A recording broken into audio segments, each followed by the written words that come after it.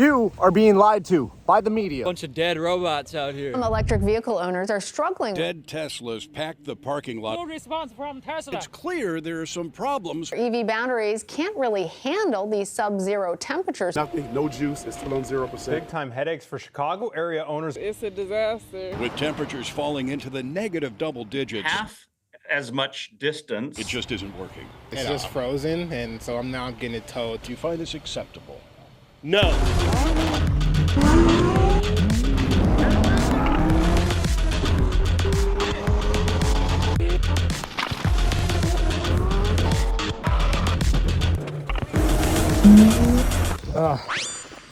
thought I was fucked. Hey there, friends. How we doing today? I'm out in the middle of Alaska with the Model S Plaid. It's not really Alaska. We're in North America, and it is blizzarding. The things you're seeing about these cars are not the vehicle's fault. This is operator error. You can't fix stupid. It's so much less common than they make it look. They gotta get the headline. They gotta get the story. They gotta get it out there. The people that are buying these cars and complaining, in some cases, this may actually apply. You see all these news stations, you see all these media channels covering the fact that Teslas are dying in cold temperatures. They're lying to you. I'm gonna give you my user experience, and you can decide for yourself what's what, what's right, what's a lie, what's wrong in the unprepared case. But in the prepared case, the due diligent case, you're going to figure this out for yourself. Quick disclaimer, if you're in an EV right now, you're experiencing some sort of issue because of your error and you need to get to a supercharger, weather conditions are well below freezing, in an unsafe environment where perhaps you could die maybe if you want to be extreme, right? Complete the following. Dim your lights, lower your heat, lower your fan, lower your HVAC,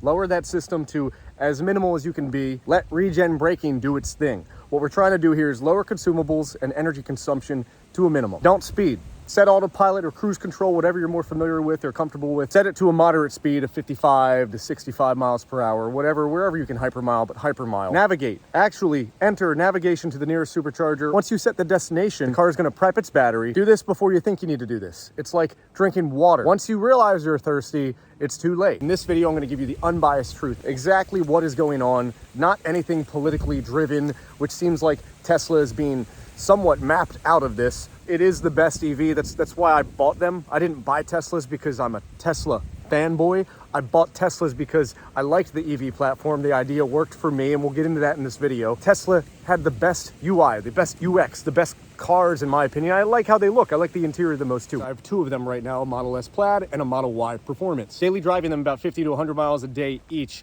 Charging every 3 to 4 days, overnight, at home, while you sleep. It's the most convenient way to replenish range in a vehicle. No fuel station detours, no wait, no charging station detour. We'll get into that. No waiting in line for either of those, which, by the way, not an existing problem for me. I'm approaching this from, not from a me perspective, I'm approaching this from a could be you perspective. If you're a prospective Tesla owner, if you're a prospective EV buyer, listen to this video to the entirety, through the end, until the end. I'm trying to educate you and inform you so you don't look like these fools on the news right now, because some of them deserve to be where they're at.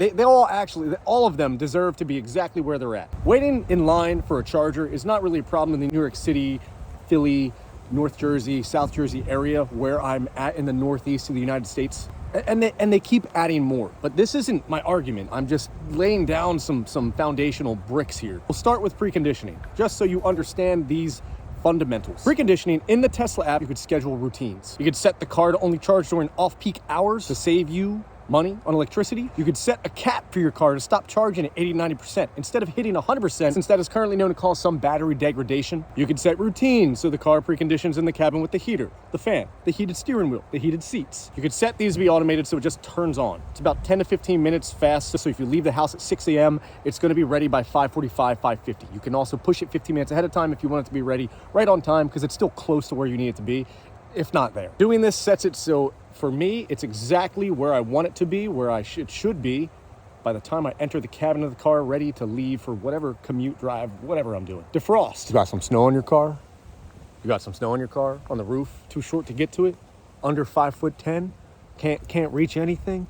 Got to get picked up in the grocery store to grab that top shelf item? Max Defrost is going to melt all the snow off the roof of your car, all the other glass surfaces. The hardest part to scrape the snow off is the roof for some people. My fiance in particular, I typically do it for her though, but with this app, you don't need to do it anymore. It does it for you. All the glass windows on the car are getting defrosted. This is something a remote start can do on another vehicle if you add it aftermarket, or even at OEM stuff like Chevrolet or Ford, any of the others that do it. A lot of them do these days. Some brands, Toyota, Porsche, all of them also have apps too, but the Tesla app is the most critical, the most specific, the most detailed, automated, customizable, that I like it the most. It's why I bought this car. It's why I kept this car. It's why I've had 3 of them, why I have a 4th one, and we're gonna have more coming too.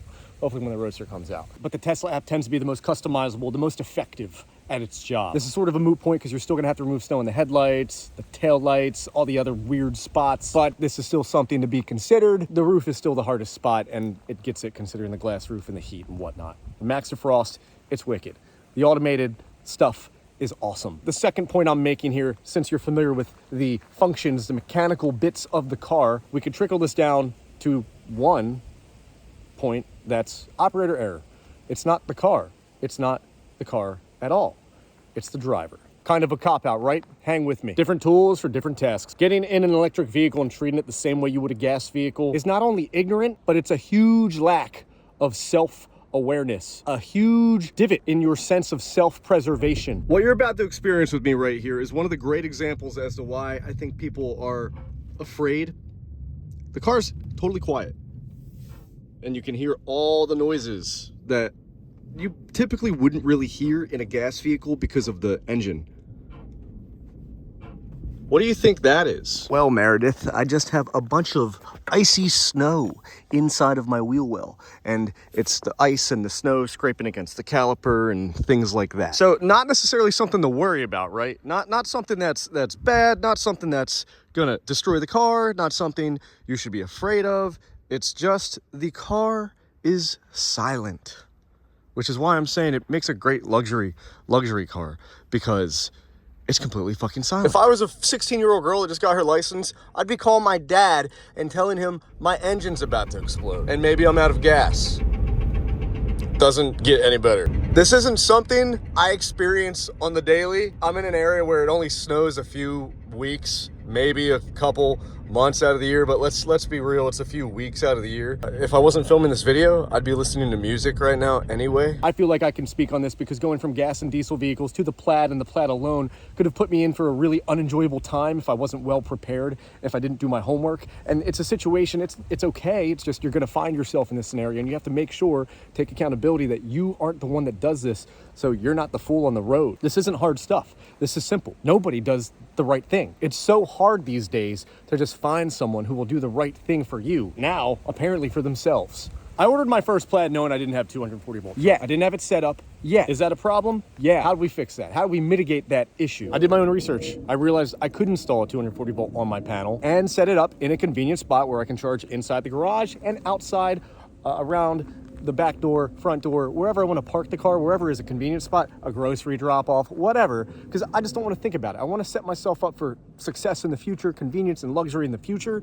So that's why you do these things. Partly the reason why I bought this car. And until I get that set up, I can charge with 110. I can plug it into a regular outlet, and I have the mobile connector to do that. It's simple math, right? How many miles do you drive in a day? How long does it take to regain that from 110 alone in an emergency scenario? You're not going to be focusing on that, relying on that, hopefully. How about 220 for the daily drive, in the daily scenario, the daily non-emergency scenarios? Give or take, plus or minus a small amount, small percentage, 30 to 40 miles of range, just to keep yourself in the safe. The car is going to drop 1% or 2 or 3 if you have Sentry mode on, or if it's in the cold outside, or even in the hot, and it's going to do the cabin overheat protection and whatnot. You can turn that off if you want, but I think it's a good idea to have, especially if you have all that extra juice to do it with, and you will. In the literal worst conditions, it is going to drop a couple percent overnight, and figure that on a car that gets 400 mile range, 2% is 8 miles, 1% is 4 miles, so you're going to lose a few miles.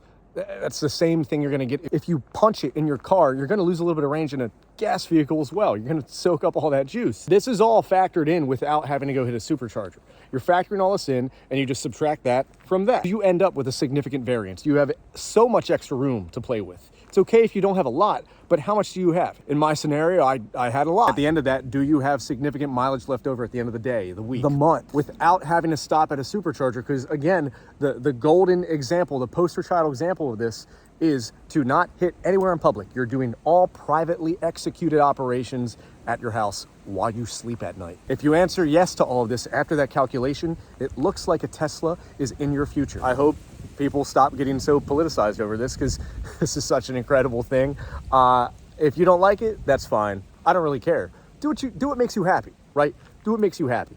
I'm just here to dispel the myths. I'm here to give you the truth, to feed it to you, to give you the red pill. I'm just letting you know what the truth is. You're gonna appreciate the convenience of having a virtual equivalent of a bottomless fuel tank. Since you could top off with range while you sleep, you can do this with other EVs too, but I'm not gonna lie. Aside from my Taycan Turbo S, which just barely makes the cutoff, I'm not a fan of any other 100% EV. I got a truck that I have access to in the event that I need it. I never really do. Then we have the Model Y performance. Porsche EVs kind of suck. And I think Porsches should remain manual. They should have a nice flat six. They should be awesome cars in that manner. They're not an awesome car in this manner. They're two different tools for two different tasks. I don't like how any of the competition looks. I would like to get my hands on a Sapphire, a Lucid Sapphire. It still looks like Gazer Beam from The Incredibles. So, you know, that with some essence of a Buick, I really can't get down with that. I'd daily a Sapphire though. You know, I would daily a Sapphire. I hear the handling's a lot better. I'd love to test it out for myself and find out. But is it reliable? And I still prefer the exterior and the interior, like I just said, of the Plaid. The yoke is really cool. I like the yoke. I'm a big fan of the yoke. I think you would too if you did the things I did with it. Just put yourself through a boot camp to learn. But to up the ante, I even went as far as buying my fiance a Tesla. Model Y Performance. This was my most aggressive move because I've had several other gas vehicles and now 2 Teslas. I've had the Plaid and Taycan Turbo S side by side, but they were both mine, and she hated the Taycan Turbo S because of the tech inside and the interior, and she never drove. Charging wasn't a concern because I either drove the Plaid or the Taycan S. One got moved, one sat in charge while the other got moved. Never cared to do the math to see if that would fit, just because it made so much sense with the Plaid when I was doing things with the Plaid in and out of the 3 Plaids, and then it seemed so obviously easy, and I never had an issue with it, so that was a correct assumption. Just doing the mathematical assessment in your head, you can kind of figure that out. Like, all right, I drive 50 miles, I drive those miles 5 times a week, that's 250.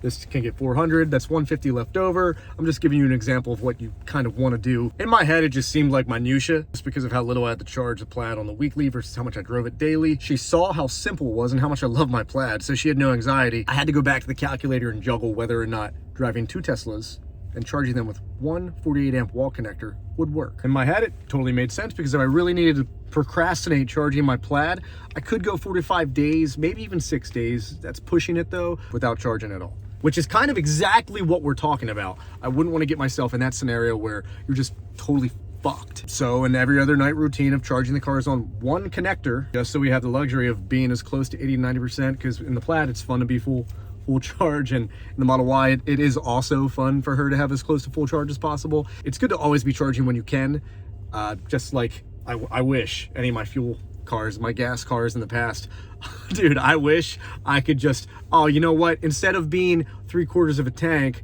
I wish I could just, you know, have fuel right now instead of having to stop by the gas station and do that whole process. Even though I know what I sound like, but I'm just saying, it's a nitpick thing. It's a nitpick thing. But doing that whole process just to get $3 to $5 of fuel, like, I'll just fill up when I'm at a half tank or when I'm low. That's kind of the whole inconvenience versus the electric cars. This seemed like a totally extremely easy objective to have done all the time. Just 2 cars, 2 Teslas, 1 charger. Not to mention, I do have the mobile connector, which has an adapter. It's just like plugging your iPhone in. It's not complicated. Just getting the infrastructure set up also isn't complicated. If you want to do it yourself, it could be. Just get professional help, and it's easy. Me and my dad actually installed my own by myself at my house. It was easy. We figured out how much roll we needed of the copper. We did 6 3-gauge wire, and we hooked it up, and it was cake. It was easy. Already had the panel set up for it, so you have to look at your panel too. These are all things you got to consider. After my fiance realized the luxuries of the UI and UX of the Tesla interface, the app, and all that stuff, she was sold. Clicked for her right away. There was no transition period. There was no range anxiety. There's none of that stuff that you see people in the news spew out all the time just because they're hating on Tesla. And let's just be real here, right? The EV summit, Tesla never gets invited to it. It's completely politically driven. They try to say that Chevys are the #1 vehicle sold in the EVs sold in the country. Well, guess what? They're stopping electric vehicle production because the electric future isn't so clear anymore, because Ford should make American pickup trucks. Tesla should make American electric vehicles. The Cybertruck is an interesting concept. 10 out of 10 for uniqueness. I bet it's going to grow on me when I see it. I personally don't like the way it looks and wouldn't want one. Not for me. But Ford makes trucks. Ford makes V8 engines. Ford makes daily commuter cars for the daily rat race. That should be what they make. They should make vehicles for people that can't charge at home, someone that lives in an apartment, and they have to have a car where they can go and take a third-party fuel, fill up, and go. It's so clearly politically driven. It's insane. It's asinine that any of you even play this game and just consider the nuances and the predicaments you put yourselves in. It's wild that you can let the people up there control what you're doing. Just think for yourself for once, and you're good. Once she got her Model Y, she fell in love, but she has nearly zero complaints. There's a whole review on that. Go check it out if you want. She is a great example. She's someone who's prepared to use an EV like an EV, not using an EV like a gas car. She kept on top of keeping her car charged every night. She still does all the time. Same with the Plaid. We rotate if we need to. It's no surprise we never have these issues you see on the news. If you can't charge at home, I don't recommend you buy any electric vehicle. There's a reason why Ford's EVs are failing. I don't even know what EVs Volkswagen has. There's a reason why all these Kias just suck. Don't waste your time. I'm sure they're cool, but just do what you want.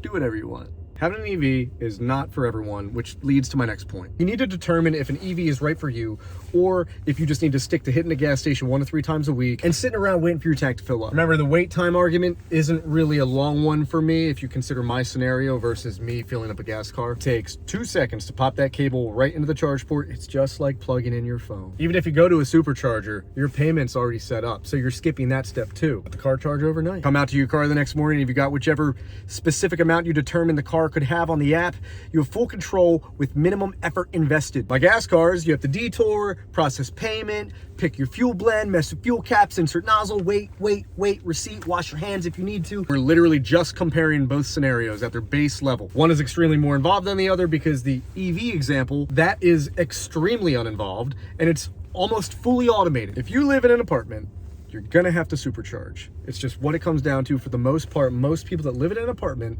unless they have that accommodation set up and figured out, they're going to have to supercharge. And I don't like it, I don't suggest it, I don't encourage it. Stick with your gas car if that's the case. Or if you can charge at work. Sometimes there are exceptions, but those exceptions do not disprove the rule that you're probably gonna have to supercharge. And that kind of sucks, but you could probably make do, except for the scenarios like Chicago. These are all rat race contestants, and I'm not trying to be facetious saying that. I'm not knocking it. These people are badass motherfuckers, just trying to make money for their family, and it's the scenario they're in.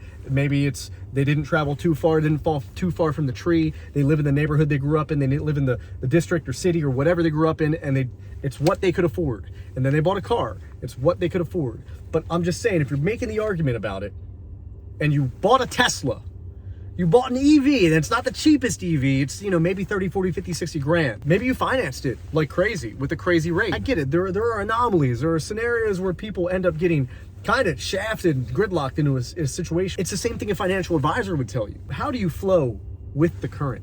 It would be just don't get an electric vehicle. Just know what you're getting into, do your due diligence. It's just rat race contestants running all to the watering hole at the same time, clogging up the infrastructure. We're not 10 years ahead of us right now, where like other countries are, like Sweden or Norway. They're so far ahead of us. This might be something that just continues to be a problem. And I think you should just rely on charging at home. And this leads to one of my points in the future, because I don't think everyone should have an electric vehicle. I think it is a convenience. I think it is a luxury. It's not something that's a necessity. Let's just quickly explain a rechargeable, the LFP, lithium iron phosphate rechargeable battery. Lithium is like the salt on the salad. There's not a ton of lithium in there. It's mostly iron phosphate. That is the cathode material, basically. Go into an empty parking lot.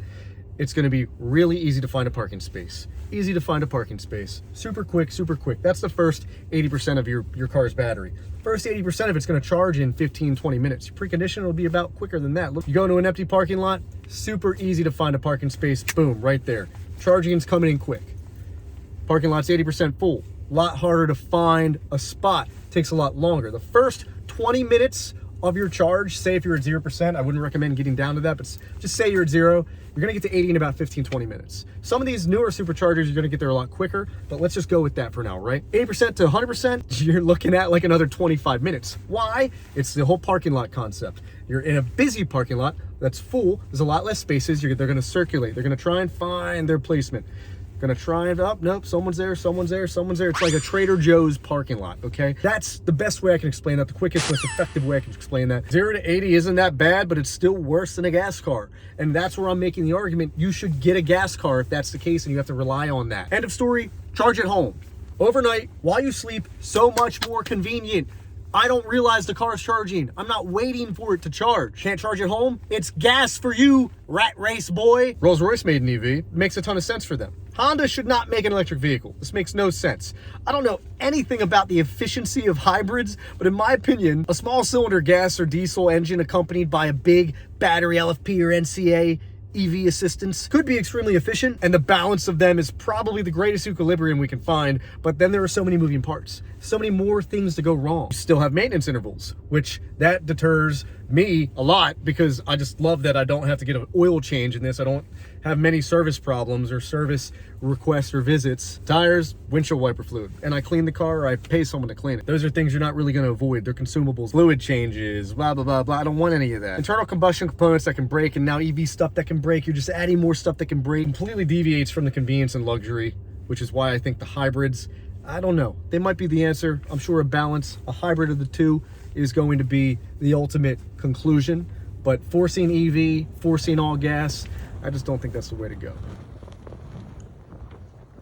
Snow compacts and just becomes straight ice. it's just becoming like a ice slick right here. You can see what was happening. I just kept kind of veering off. Look at that. A little ravine, that would have been good. Even if you charge 110, it's a lot better than supercharging because it adds up. You get 70 miles here, 70 miles there, whatever. It's really convenient while you're at work or while you're sleeping to be able to rack up that mileage back that you burn throughout the week. But even that, you could make it work, right? But I wouldn't recommend it. What I would recommend is you being able to facilitate 220 to 240 volt charging at your house, level 2 charging. And I think it's the best thing to do. Supercharging, allegedly, there's new studies showing it's not that bad for the car, but I don't think it's great. I think the lower the amperage, the better, the longer, and the sweet spot is just being anywhere between 32 to 48 amps. It's crazy how political everything's getting. They're just Tesla smashing everything.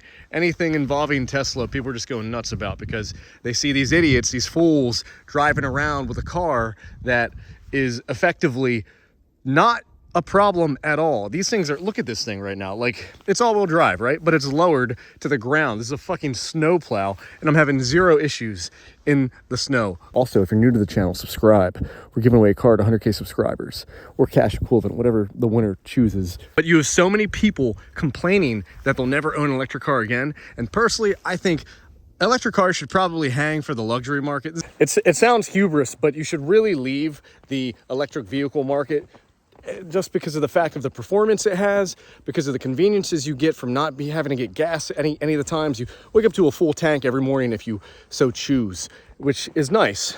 You see Rolls-Royce going electric. I think that's a great idea. You never had to hear the exhaust anyway, the engine note. So electric makes a lot of sense for their goals from the get-go. The only thing is, you have Teslas and you have Model 3s, which are more of an entry-level vehicle, the Model 3. Even the standard of the performance, it's not super expensive. I love the Model performance. I love the Model Y performance. I'm not saying a battery costs 20 grand because it doesn't, but just say a battery replacement costs 20 grand in the next 12 years.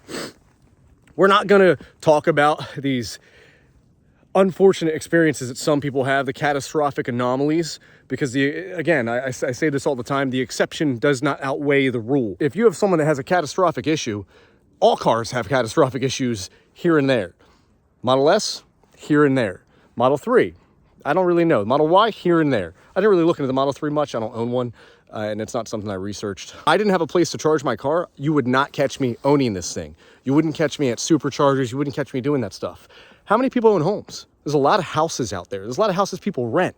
So you don't even have to own a home. As long as you're living in it, you can talk to your landlord and get that set up. There's also incentives for them to do that right now too. Now would probably be the best time to get an electric car. It's really just not as inconvenient as people make it seem. It's just, there's some people where, yeah, it definitely doesn't fit their lifestyle. Higher end cars, luxury cars, the Rimac Navara, things like that, Lexuses, these seem all like competing markets. You know what I mean? I'm not saying that I view the Model S Plaid or even Teslas as luxury cars, because I don't. The vehicles, the brand kind of just fell into my lap. I looked at stuff and things made sense and I bought it. And then I owned it and I'm like, wow, this is convenient. This is awesome. This is fun. I guess it's cheaper than if I were to fuel up, but it's mostly a time saving that I don't have to, it's something, one less thing I have to do. I just wanted to make this video to kind of kick back at the people that are ignorant, uneducated, and trying to put a circle in a square hole. The electric vehicle is really convenient for the nuclear family that has their own home and can do that. Look, at the end of the day, what this comes down to is really simple. Do your due diligence. Know what you're getting into. It's crazy that I even have to say that, but it is what it is. It's the reality of the situation that people just don't figure this stuff out. This is the same problem we have with people that have kids that don't think about it before they do it. They don't realize, oh, I shouldn't have done that. I can't afford this. And then you have weird things happen after that, or just really bad lifestyle choices moving forward, or just really bad lives. Just gave this my best shot trying to break this down for all of you, but I'm just really trying to help you out here, okay? I don't want you to make the wrong decision. I don't want you to do the wrong thing. Before you make big decisions, do the math just to see if it's something you can facilitate and afford. And you'll enjoy it and reap all the benefits. You're gonna have a really good time. This goes for anything in life. I don't know why it wouldn't factor in to this scenario right here. Let me know what you think below. Comment down below. I'd love to hear your thoughts. I gave this my best shot trying to explain everything as best as I could. I'm no professional, I'm no expert. I'm just some guy that's just making a video trying to help you out. And I'm just giving you my own personal experience. Try to approach this from as much of an unbiased view as I could. I'm just going off of my own experience. That's it. And stop letting political action dictate your decisions. I think we'd all have a much better time on this planet if we all started thinking for ourselves. So just turn that brain on. And that's all I got for you. See ya.